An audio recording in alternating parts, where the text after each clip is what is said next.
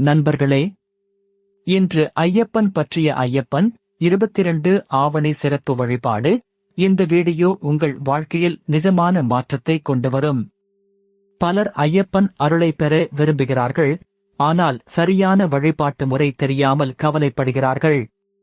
இன்று அந்த குழப்பம் நீங்கும்.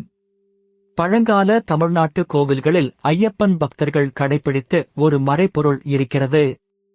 அது வெறும் சடங்கு அல்ல, உங்கள் மனம், உடல், குடும்பம் அனைத்துக்கும் நேரடி தொடர்பு உடையது. மதுரை மீனாட்சி அம்மன், பழனி, திருச்செந்தூர், சிதம்பரம் போன்ற புனித திருத்தலங்களில் இன்றும் அதே முறை பின்பற்றப்படுகிறது. அந்த மரபை புரிந்து கொண்டு செய்தால் பலன் தவிர்க்க முடியாது. முதல் படி, காலை 5 முதல் 6 மணிக்குள் குளித்து தூய ஆடை அணிந்து மனதை அமைதிப்படுத்துங்கள். ஐயப்பன் திருநாமத்தை மனதில் வைத்து 11 முறை சொல்லுங்கள். இரண்டாவது படி, விளக்கு ஏற்றி புத்தம்புதிய மலர்கள், தேங்காய் அல்லது பழம் படைத்து வழிபடுங்கள். பக்தியும் நேர்மையும் தான் முக்கியம், விலையுயர்ந்த பொருட்கள் அல்ல. மூன்றாவது படி, ஐயப்பன் 22 ஆவணி சிறப்பு வழிபாடு தொடர்பான குறிப்பிட்ட மந்திரத்தை தினமும் 27, 54 அல்லது 108 முறை சொல்லுங்கள். 21 நாட்கள் தொடர்ந்து செய்தால் மன தெளிவு கிடைக்கும்.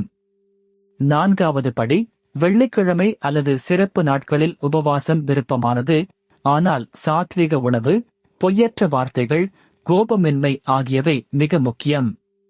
ஐயப்பன் அருள் கூச்சமுள்ளவர்களுக்கும் நிச்சயமாக கிடைக்கும்.